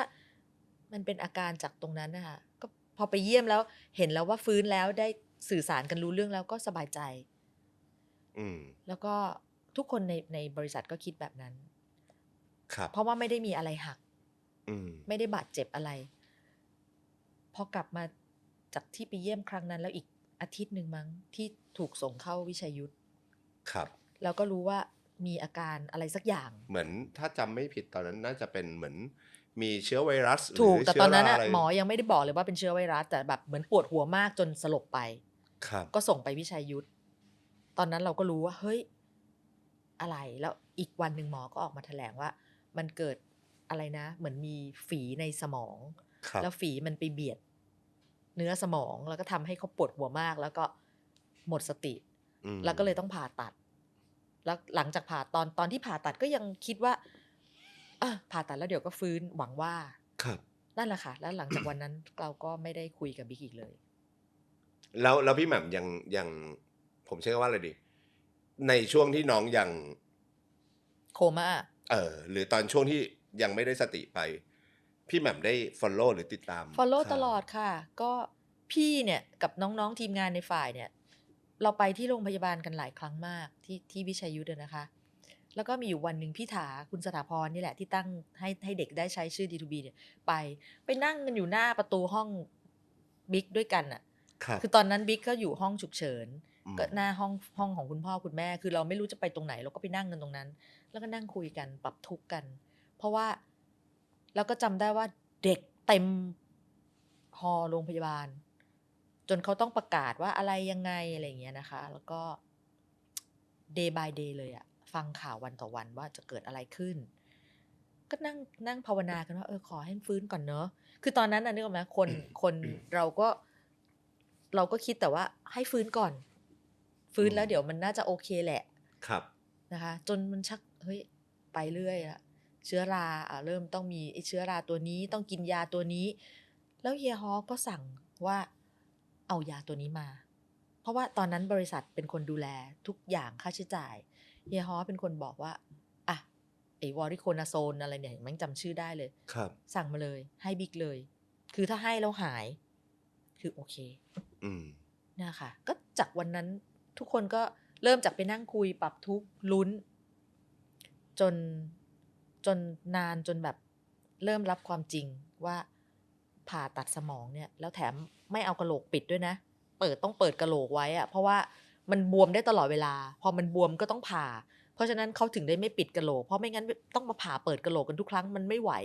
ก็เปิดกะโหลกไว้ถึงเวลาก็ปึ้งเอาหนังศีรษะออกแล้วก็เขาเรียกแหละเอาอะไรออกมาอย่างเงี้ยจนเห็นว่าเนี่ยเชื้อรามันมีไปทุกจุดแล้วมันยากมาก ตอนนั้นความเป็นความตายอยู่ครึ่ง ครับ เท่ากันนะคะ ก็ณวันนั้นไม่ได้คิดเลยมากแล้วนอกจากแบบขอให้บิ๊กรอด เรื่องงานเนี่ยไม่ต้องคิดเลยมันดรอปไปเลย คือต้องดรอปอยู่แล้วนะคะ แล้วก็ไปเยี่ยมกันจนวันที่ย้ายจากวิชัยยุทธ ค เพ รับ ราะมันอยู่มานานมาก ไปอยู่โรงพยาบาลพระมงกุฎก็เนี่ยภรรยาเฮียก็เป็นคนช่วยจัดการ ไปอยู่พระมงกุฎก็คือส่งละสุดท้ายกลับบ้าน ครับ เราก็ยังตามไปเยี่ยมที่บ้าน พี่ก็ไปเยี่ยมที่บ้านตลอดนะคะตอนนั้นคุณพ่อคุณแม่ก็ยังแข็งแรงช่วยกันดู ก็ไปจับศีรษะบิ๊กเนี่ย เราจับหัวเราเนี่ย แต่ของบิ๊กเนี่ยตรงเนี้ยไม่มีกระโหลก ก็จะนิ่มๆ แล้วก็เขาตื่นนะคะเขาตื่นเขาลืมตากรอกตาไปมา แต่ว่า มันแค่นั้นน่ะในตามันว่างเปล่ามาก ไม่มีแวว มีแววของคนที่ยังมีชีวิต แต่ไม่มีความรับรู้ อืม ว่าเราพูดอะไร มันก็จะอยู่ที่คนคิด เช่นแบบ แต่เนี่ยบิ๊กเขาได้ยินแล้วนะเขาร้องไห้ แต่บางทีคนเนี่ยบางทีน้ำตามันไหลเนี่ยเขาอาจจะไม่ได้ยินก็ได้ หรือเขาอาจจะอะไรก็ได้ ครับ อย่างเงี้ยค่ะ ก็เห็นน้องอยู่ในสภาพนั้นน่ะ ซึ่งณเวลานั้นพอกลับไปอยู่บ้านเนี่ยคือปีแล้ว ทุกคนรู้แล้วว่าบิ๊กกลับมาไม่ได้แน่ๆ จากสภาพที่เป็นนะคะ เพราะว่า ครับ มือก็ข้างหนึ่งก็จะแบบ อย่างเงี้ย ครับ ก็ยังไปเยี่ยมอยู่ จนเสียชีวิตอะพี่ไปทุกเดือน คือถ้าเกิด เอาช่วงเวลาที่พี่แหม่มเล่าอะ มันหลายปีเหมือนกัน หลา นะ ยปีมากค่ะ หมายถึงที่แบบหลายปีมากที่เขาอยู่ก็คุณพ่อดูแลจนจนจนคุณแม่ก็เริ่มเหมือนกับเริ่ม ไม่สบาย แก่ลงเริ่มไม่ค่อยสบาย แต่ว่าตอนนั้นก็ยังไม่มีใครล้มหมอนนอนเสือ ครับ นั่นแหละ เอาจริง ๆ นะ ผมเชื่อว่าตอนที่ผมรับรู้ข่าวเรื่องบิ๊กอะสิ่งที่ผมนับถือใจที่สุดนะคือพ่อกับแม่เขาอะ ถูก คือแบบโอ้โหคนเป็นพ่อแม่ที่จะแข็งแกร่งได้ขนาดนั้นเพื่อนลูกอะเนี่ยแหละ คือนี่แหละอะไรอย่าง คุณ เงี้ย พ่อละค่ะ คุณ ใช่ พ่อคือหลักเลยแล้วก็เนี่ยก็ได้เห็นความรักของคุณพ่อที่มีต่อบิ๊กพ่อนี่ไม่ให้ใครทำเลยนะคะ เช็ดตัวจับอะไรคุณพ่อทำหมดทุกอย่าง จนเมื่ออายุมากขึ้นเริ่มยกไม่ไหว เริ่มอะไรไม่ไหวก็มีน้องๆแฟนคลับนี่แหละค่ะ ที่เข้ามาช่วย ก็จะเป็นแฟนคลับของ D2B กลุ่มเนี้ยที่หม่ำไปอะไรก็จะเห็นหน้าพวกเขาแล้วก็ก็จะมีเหมือนพยาบาลพิเศษก็คือในกลุ่มแฟนคลับนี่แหละค่ะเขาช่วยคุณพ่อ คุณแม่ เขาเข้าไปตลอดเรายังเข้าไปน้อยกว่าเขาเลย สมมติแบบเข้าไปช่วงหลังๆเนี้ยปีละหน2 หนแต่น้องๆแฟนคลับเขาเข้าไปกันทุกอาทิตย์เงี้ย ครับ คือ ตามไทม์ไลน์ที่เขียนไว้ในนี้ก็คือ22 กรกฎาคม446ตอนตี 2 กว่า ที่ลดความ แล้วก็ ทำงานหนัก พอเดือนถัดมา แล้ว ใช่ไหม ปกติบริษัทให้รถตู้รับส่ง แต่วันนั้นเนี่ยบิ๊กเริ่มคือพอเขามีรถขับเองแล้วเขาก็อยากขับรถเขามีเพื่อนไปด้วย ครับ เขาก็จะขับไปส่งเพื่อนก่อน แล้วมันก็คงเหนื่อยอะค่ะ นี่คือเหตุที่ทำไมเราถึงต้องมีรถตู้รับส่งศิลปิน เพราะมันเหนื่อยจริง มันเหนื่อยจริง หลับใน แล้วพอวันที่ 4 สิงหาปีเดียวกันก็พี่บิ๊กเหมือนที่พี่แหม่มบอกก็ปวดหัวรุนแรงเนาะแล้วก็หลังจากนั้นก็ส่งแล้วสุดจนกระทั่งปี 48 อันนี้คือข้ามปีมาแล้วนะ ค่ะ ปีกว่าแล้ว แพทย์ก็เลยบอกว่าพี่บิ๊กเป็นเจ้าชายนิ นิทราแน่นอน ใช่ แล้วก็วันที่ 30 พฤศจิกาปี 50 พี่บิ๊กถูกส่งที่โรงพยาบาลศิริราช ใช่ ก็ แล้วหลั คื ง อ จากนั้น ติดเชื้ออย่างรุนแรงในปอด ช่วงวันรัฐธรรมนูญถ้าพี่จำไม่ผิดที่เขาเสีย ใช่ แล้วก็เสียชีวิต 9 ธันวา 25 ปีอายุ แล้วก็รักษาทั้งหมดทั้งมวลคือ 4 ปีกว่า ใช่ มันเป็นระยะเวลาไม่นานนะคะ 4 ปีกว่าแต่สำหรับคุณพ่อคุณแม่ก็หนักสำหรับทุกคนที่แฟนเพลงที่ทุกคนยังแบบหวังว่าจะให้มีปาฏิหาริย์มันก็เป็นช่วงเวลาที่ทรมานใจเหมือนกัน การจะยอมรับความจริงได้เนี่ยเป็นเรื่องยากสำหรับคนที่รักบิ๊ก แฟนเพลงที่สามารถไปเยี่ยมไปหาไปช่วยเหลือบิ๊กได้ ผมก็ต้องบอกว่าต้องขอบคุณแล้วก็นับถือใจมากนะ แต่อยากรู้ว่าพี่แหม่มแฟนเพลงที่ส่งจดหมายส่งของมากำลังใจในค่ายตอนนั้นเยอะไหมครับ มีเยอะค่ะ ก็มากันทุกสารทิศแหละค่ะ แต่ว่าตอนหลังเหมือนเขาก็รู้ว่าคือกลุ่มแฟนเพลง D2B เนี่ยความน่ารักอย่างหนึ่งคือเขาจับรวมตัวกันเป็นกลุ่มก้อนเขามีเฮดของกลุ่มนะคะ ครับ ที่เหมือนเป็นคนจัดการ เพราะฉะนั้นเด็กๆที่เป็นแฟนเพลงจริง ๆ ก็จะโฟกัสไปที่ทีมเนี้ย ครับ ที่ไปซัพพอร์ตทั้งคุณพ่อคุณแม่ แต่ส่วนแฟนเพลงที่ส่งมาที่ RS ก็มีเยอะนะคะ เราก็ตอนนั้นน่าจะมีทีมงานที่เก็บเอาไปให้ที่บ้านนะ ครั คะ บ ก็เป็นอย่างเงี้ยอยู่4 ปีอย่างที่บอก แล้วก็ช่วง4 ปีนั้นแหละค่ะที่พอเรารู้แน่ๆว่าบิ๊กไม่กลับมาเป็นเหมือนเดิมเนี่ยมันก็เริ่มมีการกลับมาคุยกันใหม่กับแดนกับบีมซึ่งอย่างที่พี่บอกว่าเราเริ่มจากตอนที่ดังเหนื่อยป่วยท้อช่วงที่ท้อนั่นแหละค่ะที่เกิดปัญหาช่วงก่อนที่บิ๊กจะประสบอุบัติเหตุคือทุกคนท้อทุกคนเหนื่อยทุกคนเริ่มเหมือนแบบถ้าบางคนก็จะบอกศิลปินที่แบบดังแล้วใจแตกแต่ D2B เนี่ยเหนื่อยจนแบบออกนอกระเบียบบ้างในแง่ของแบบเริ่มไม่อยากมาทำงานแค่เริ่มไม่อยากมาทำงานนะเริ่มแบบมาสายเริ่มแบบไม่มีใจในการทำงานเริ่มเหนื่อยแต่มันยังไม่ได้เอฟเฟกตีฟกับงานจนเกิดผลเสียเพราะมันเกิดอุบัติเหตุอันนี้ขึ้นมาก่อนทีนี้มันก็ทำให้แดนกับบีมซึ่งอาจจะกำลังรู้สึกเหนื่อยมากคราวนี้ได้หยุดยาวเลยค่ะหยุดจริงๆเลยในขณะที่หยุดก็ลุ้นไปด้วยว่าเพื่อนจะรอดไหมจะฟื้นไหมพี่ว่ามันทำให้เขา2 คนเจอ situation ที่อีกแล้ว1 2 3ตุ้ม impact แรงเราต้องคิดเลยเหมือนตอนเปิดตัวใช่ไหมอันนั้นเปิดตัวตุ้มดังเลยอันนี้ปึ้งเอาไงอะ มันก็มีช่วงเวลาให้เขาได้คิดได้คุย เพราะฉะนั้นจากตอนแรกที่กำลังท้อๆกันอยู่ชุด3จะมีไหมเนาะเพราะมันเหนื่อยจนมันไม่อยากจะทำกันแล้วอ่ะ ครับ มันเปลี่ยนเลยค่ะ กลายเป็นแบบ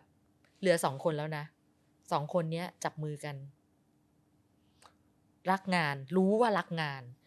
ใช่ไหมเพราะมันพอมันเงียบไปรู้แล้วว่าตัวเองรักงานห่วงเพื่อนก็ห่วงแล้วจะเอายังไงเนี่ยมันเป็นช่วงเวลาการตัดสินใจของเขาซึ่งพี่ว่าอันเนี้ยคนที่ตอบได้ดีที่สุดว่าทำไมก็น่าจะเป็น2คนนั้นนะคะว่าแต่สำหรับพี่ที่พี่เห็นก็คือก็เหมือนกลับมารีสตาร์ทใหม่ พี่แดนกับพี่บีมตอนที่พี่บิ๊กเกิดเรื่อง ได้เข้ามาคุยอะไรกับพี่แหม่มไหมผมอยากรู้มากเลย เพราะว่า จริงๆ เพราะว่าเรื่องเนี้ย ผมเชื่อว่าตอนช่วงที่พี่บิ๊กเกิดเรื่องจำได้ว่าสื่อก็พยายามจะอยากรู้แหละ แต่ว่าผมเชื่อว่าเขาก็ตอบตามหน้าสื่ออะ ผมอยากรู้ว่าความรู้สึกหลังบ้านจริง ๆ ของพี่แดนกับพี่บีมอะ เขาเศร้าอยู่แล้วอะค่ะเขาเศร้าแล้วเขาก็เอาจริงๆแดนกับบีมเนี่ยเป็นคนที่ไปหาบิ๊กตลอดเวลานะจนถึงทุกวันนี้ ใช่ ก็ยังจัดงานให้บิ๊กทุกปี2คนนี้ก็ไม่เคยขาดนะคะ คือเขารักกันจริงๆนะ อืม ณเวลานั้นเนี่ย1คือเขายอมรับความจริงแหละว่าบิ๊กไม่ฟื้นแล้ว แล้วก็สิ่งที่เขาทำได้ก็คือดูแลกันต่อไป ดูแลคุณพ่อคุณแม่ คือไม่เคยเห็นแดนบีมทำเหมือนกับแบบว่าเฮ้ยงั้นเราเริ่มต้นใหม่แล้วไม่พี่บิ๊กก็ปล่อยไม่เขายังทำทุกอย่างในนามของ D2B ด้วยเสมอ แม้ ครับ จะเป็นออก2คนนะคะยังพูดถึงพี่บิ๊กเสมอหรืออย่างตอนเกิดเรื่องที่แดนแต่งเพลงอะไรอย่างเงี้ยก็ยังเป็นอย่างนั้นอยู่ตลอด แต่พี่ว่าช่วงนั้นมันเป็นช่วงเวลาที่เขาก็ต้องคิดถึงตัวเองแล้วว่าแล้วเขาจะยังไง ซึ่งบริษัทก็มีออปชันให้เขาว่าทำต่อกันไหม แต่ถ้าไม่พร้อมจะทำต่อ เพราะไม่มีพี่บิ๊กแล้วเขาให้เกียรติในการตัดสินใจนะ ครับ แต่น้อง2คนก็คุยกันแล้วก็แบบก็ทำต่อ ก็เลยกลายมาเป็นแดนบีม ใช่แล้วพี่ก็คุยกับเขาว่าทำเถอะ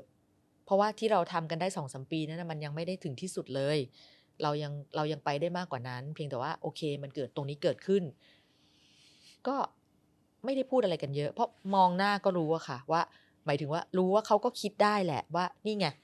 เห็นไหมที่บอกว่าเหนื่อยที่บอกว่าอะไรเนี่ย ใช่ แต่พอมันเกิดอย่างเงี้ยคุณจะรู้เลยนะว่า มันไม่มีอะไรแน่นอน พี่ก็พูดประโยคเดียวว่าจะทำอะไรก็ตามทำแทนบิ๊กด้วย เพราะว่าพี่เชื่อว่าบิ๊กเขาก็อยากทำเหมือนกัน อืม ก็พูดกับเขาแค่นี้ที่เหลือเขาคิดได้เองค่ะ ครับ เขาโตแล้วตอนนั้นเขาคิดกันได้เองทั้งคู่แหละว่าเขาจะทำอะไรยังไงแล้วเขาก็ไม่ได้มาพูดอะไรกับพี่เยอะมาก แต่ว่าเหมือนกับ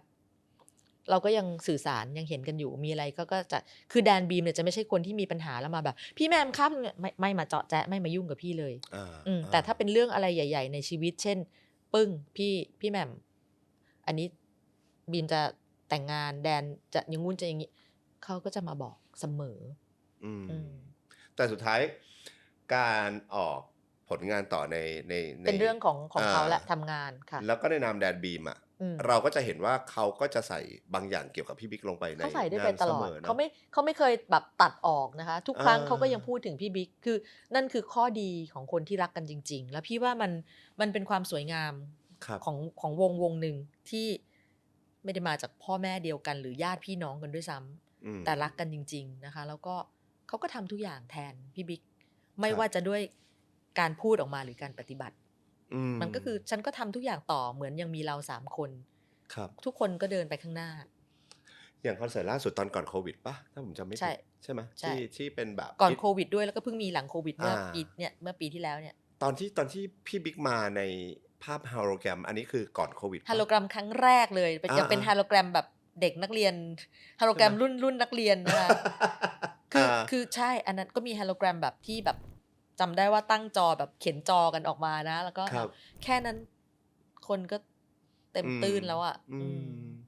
ซึ่งแบบพอมันมาพูดถึงทุกวันนี้มันยังเหมือนกับว่าทั้ง RS เองทั้งสิ่งที่พี่แหม่มพูดเองทั้งแฟนคลับเองรวมไปถึงพี่แดนกับพี่บีมอ่ะเขาพยายามที่จะดูแลและทำให้ D2B มันยังคงดำเนินต่อไปถูกต้องค่ะแล้วแต่มันไม่ได้ดำเนินแบบฝืนนะครับมันดำเนินอย่างตามสิ่งที่มันควรจะดำเนินไปถูกต้องคือ2คนนั้นเวลาเขาฟังรายละเอียดที่ Creative เสนอเรื่องจะทำอะไรเกี่ยวกับบิ๊กเนี้ย ครับ เขาก็คิดเขาก็ทำแทน แล้วก็พี่ว่าอย่างที่บอกอ่ะคนมันรักกันอ่ะ อืม มันก็คิดถึงมันก็ให้ความสำคัญนะ ครั คะ บ คนดูที่เห็นภาพบิ๊กอ่ะเรารู้อยู่แล้วว่ามันบิ๊กมาทำแบบนี้ไม่ได้ แต่วันนี้เรามีสิ่งซึ่งสามารถสร้างพวกนี้ได้เป็นภาพจำลองอ่ะ อ่าฮะ ก็มันก็เป็นความสุขทางใจของคนดู ว่าแหมพี่จำได้เลยฮอลโลแกรมอันหลังที่เป็นแบบมันเหมือนจริงมากขึ้นอ่ะ พอขึ้นมานี่คือคนแบบ น้ำตาไหลทั้งคอ น้ำตาไหล ก็ความรักมันยิ่งใหญ่นะคะ อืม อันยิ่งใหญ่แล้วพี่ว่า D2B เนี่ยเป็นวงหนึ่งที่ยังคอนเน็กกับแฟนเพลง ด้วยความจริงใจในการแสดงออกของเขา อย่างเวลาบนเวทีคอนเสิร์ตอะ ครับ สคริปต์นี่ก็อาจจะมีทีมงานเขียนให้นะ แต่คำพูดหรือภาษาก็เป็น เป็นตัวเขา พวกเขานั่นแหละ อืม แล้วก็ล็อกป๊อกแป๊กกันอยู่2คนพี่น้องก็น่ารัก แล้วก็เวลาพูดถึงบิ๊กหรืออะไรเขาก็ไม่ได้เฟกเขาไม่ได้พูดเพื่อแบบนู่นนั่นนี่ตรงกันข้ามบางทียังดูด้วยซ้ำไปว่า อันนี้ไม่น่าจะดีนะ แบบมันดูเหมือนพี่บิ๊กจะดูไม่อะไรอย่างเงี้ยค่ะ ผมว่า เมื่อปลายปีมั้งผมเพิ่งจะเห็นข่าวว่าแบบ ก็เหมือนเขาก็เป็นช่วงรำลึก เวลาช่วงรำลึกพี่บิ๊กเสียชีวิตวันครบรอบอะไรอย่างเงี้ยเราก็จะเห็นข่าวออกมา ค่ะ ใน ใช่ เพจบ้าง ใช่ อะไรบ้าง ใช่ ยังเห็นข่าวคุณพ่อพี่บิ๊กที่แบบ เปิดห้องพี่บิ๊กให้ดู ใช่ ยังเอา ใช่ ทุกอย่างวางไว้เหมือนเดิม ทุกอย่าง ะ เห ไร มือนเดิม คือคุณพ่อเนี่ยเป็นบุคคลที่ควรจะได้รับทุกสิ่งที่ดี เพราะว่าเหมือนกับตัวเองยังไม่ทันสบายเลยค่ะ ขับรถ ครับ ส่งลูกเพิ่งขับรถได้เอง ยังไม่ถึงปีเลย ก็ ก็ มา เกิด เกิด เหตุ เรื่อง การณ์ แล้วคุณพ่อก็ต้องดูแลบิ๊กจนเสีย แล้วคุณพ่อก็ยังต้องดูแลคุณแม่จนเสียไป คุณแม่เพิ่งเสียไป ครับ พี่ว่าคุณพ่อเป็นคนหนึ่งที่เสียสละที่สุด จนตอนเนี้ยก็เหลือตัวคนเดียว ครับ ก็มีน้องๆแฟนเพลงที่ยังดูแลคุณพ่อแทนบิ๊กอยู่ อืม ซึ่งมันน่าซาบซึ้งใจมากนะ แดนบีมเองเขาก็เนี่ยค่ะ ไปเยี่ยมไปอะไรกันอยู่บ่อยๆ มันกลายเป็นครอบครัวของ3ครอบครัว แล้วไม่ใช่แค่แดนบีม คุณพ่อคุณแม่ของแดนกับบีมเขาก็ยังไปทุกครั้งที่เวลามีงานเนี่ยอย่างที่ผ่านมาเป็นงานเผาศพคุณแม่ ครับ เนี่ยคุณพ่อคุณแม่ของทั้งคู่เขาไป พี่ก็เจอทุกที อืม คือมันเป็นครอบครัวใหญ่มาก พอจากเป็นชื่อของคน3คนที่มารวมกันเป็นศิลปินทำเพลงออกมา แต่วันนี้มันเหมือนกลายเป็นคอมมูนิตี้ใหญ่ ๆ ที่มันมีแต่เรื่องดีๆให้กันเนาะ D2B มันโคตรเจ๋งเลยว่ะพี่ ถูกค่ะ โคตรเจ๋งเลยอ่ะ แล้วพี่ว่าอันนี้แหละคือความพิเศษของพวกเขาคือเขารักกันโดยที่เขาก็ไม่ได้มีเงื่อนไขอะไร จริง ๆ แล้วเลิกวงแล้วจะต่างคนต่างไปก็ได้ ใช่ แต่เขายังรักกันอยู่ อืม งานพี่บิ๊กทุกปีเขาไม่ต้องไปก็ไม่มีใครว่า ครับ แต่เขายังไป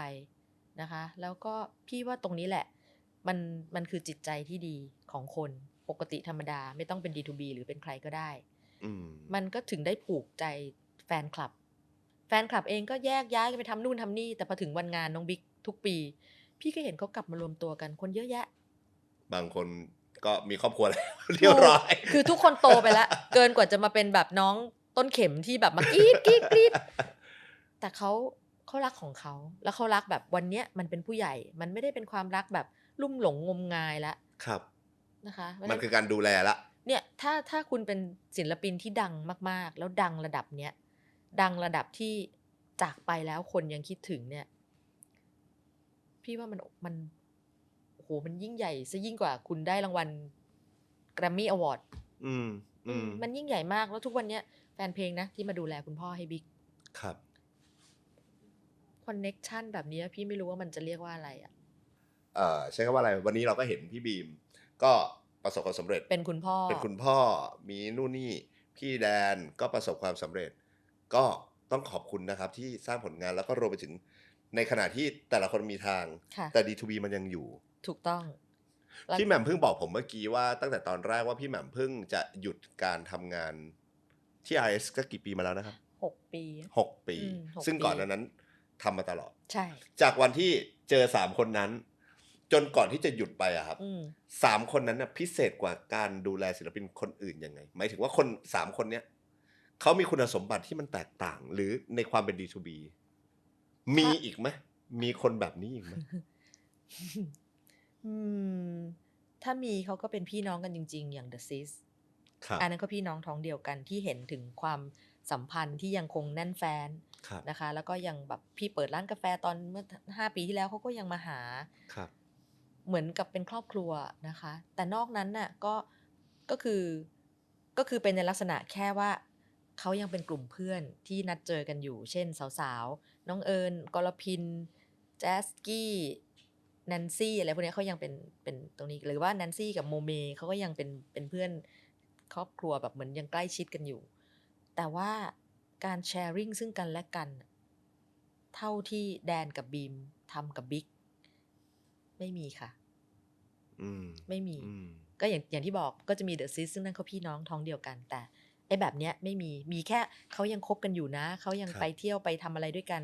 แต่การที่จะไปอยู่ในชีวิตของครอบครัวของแต่ละคน ครับ ไม่มี อันนี้ตอนบีมมีลูก แดนก็เกี่ยวข้อง ครับ น้าแดนต้องมาเยี่ยมหลานๆไปเล่นกันหลานๆมันเหมือนกับบีมเขาก็ต้องให้ลูกๆเขาได้รู้ว่าน้าแดนเนี่ยคือส่วนหนึ่งในชีวิตของเขา ครับ เช่นกันตอนนี้น้าแดนมีลูก วันที่บีมไปเยี่ยมพี่ก็ไปเยี่ยม อืม แต่พี่ไม่เข้าไปในห้องเพราะพี่กลัวตัวเองเอาเชื้อโรคไปติดหลานไง ตอนนั้นมันยัง50-50จะโควิดจะหายไม่หายอะไรเงี้ยค่ะ ครับ พี่ก็เลยแบบ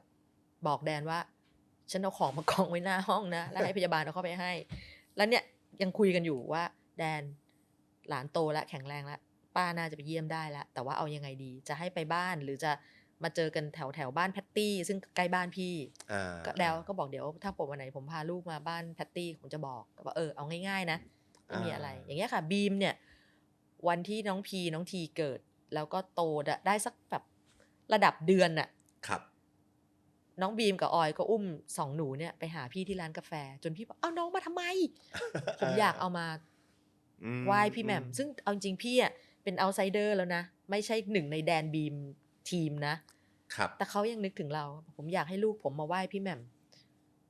อืม อะไรอย่างเงี้ยค่ะ มันก็เป็นความขอบคุณสำหรับพี่ ซึ่งพี่ไม่ได้รู้สึกว่าทุกคนที่ฉันสอนมาต้องมาคิดถึงฉันอะไรมากไปกว่าจำกันได้เจอกันทักทายกัน แต่2 คนเนี้ยมีความเป็นแบบเนี้ยมากกว่าที่เรา expect อืม แล้วพี่ไม่เคยขอ พี่ไม่เคยแบบเธอกับฉันต้องสนิทกันตลอดไป ฉันเคยอะไร no คุณมีครอบครัวของคุณ พี่เห็นอยู่ดูอยู่ห่าง ครับ ๆ เมื่อไหร่ที่คิดถึงกันมาก็ว่ากัน อืม 2 คนเนี้ยเป็นแบบนั้นเสมอต้นเสมอปลายค่ะ สิ่งที่ดีที่สุดสำหรับพี่แหม่มนะ อืม ในการได้สอน D2B คืออะไร พี่ว่าสิ่งที่ดีที่สุดในการได้สอน D2B คือเหมือนพี่ได้เอาชีวิตของสาวๆไปเข้าใจเขา ถ้าพี่ไม่เคยเป็นสาวๆพี่คงจะไม่เข้าใจในทุกๆสิ่งที่พี่ได้เล่ามาทั้งหมด ครับ นะคะ แต่สิ่งที่มันเกิดขึ้นกับ D2B มันคือแฟลชแบ็กของพวกพี่ ดังกระทันหัน ดังมากจนชีวิตเริ่มไม่มีความสุข เริ่มท้อเริ่มอยากจะแยกกัน แต่แยกกันแล้วทุกวันนี้พี่กับพี่ปุ้มกับพี่แอมแม่งโคตรจะเป็นครอบครัวสุขทุกข์รู้ถึงกันหมด ครับ มันเหมือนกัน อืม แล้วมันทำให้พี่สามารถเอาทุกอย่างไปเข้าใจเขาได้ ไม่อย่างนั้นพี่ก็คงเป็นแค่ศิลปินที่มีชื่อเสียงคนหนึ่งสอนร้องเพลง อืม ก็รู้สึกว่านี่คือส่วนสำคัญที่ทำให้เราได้เห็นคุณค่าว่าเฮ้ย relationship แบบเนี้ยมันคือดีกว่าอย่างอื่นใดทั้งหมดเลย แล้วเราสามารถถ่ายทอดได้ชัดเจนให้เขา มันอาจจะเป็นจุดตั้งต้นนะ เป็นสารตั้งต้น ครับ ที่ทำให้เขาแบบมีความคอนเนคกัน แต่ส่วนหนึ่งคือมาจากตัวเขาเอง อืม แต่พี่ว่านี่คือสิ่งที่ดีที่สุดที่พี่ได้จัดการกับ D2B คือสิ่งที่เราเคยมีแล้วเราทำให้เขาเข้าใจ จุดเริ่มต้นที่เหลือเขาสานต่อเอง แล้วเรามองเขาวันเนี้ยพี่พูดได้เต็มปากว่าพี่ภูมิใจนะคะ ภูมิใจมากว่าเด็กธรรมดาที่ดังมากเราไม่เปลี่ยน แสดงว่ามันเข้าใจชีวิตดีละ มันเข้าใจความดังของตัวเอง เข้าใจทุกอย่าง แต่กับเราเขาเป็นเหมือนเดิม แค่นี้พอแล้วค่ะ อ่า เราเจอคนที่ดังแล้วเปลี่ยนหรืออาจจะแบบดังแล้วห่างหาย ซึ่งเป็นเรื่องปกติ ไม่ได้ผิดพลาดเขาไม่ได้ทำอะไรผิดเลย ครับ อืม อืม แต่2 คนนี้เป็นข้อยกเว้น สำหรับ D2B ถูก ขอบคุณครับพี่หมากครับ ขอบคุณครับ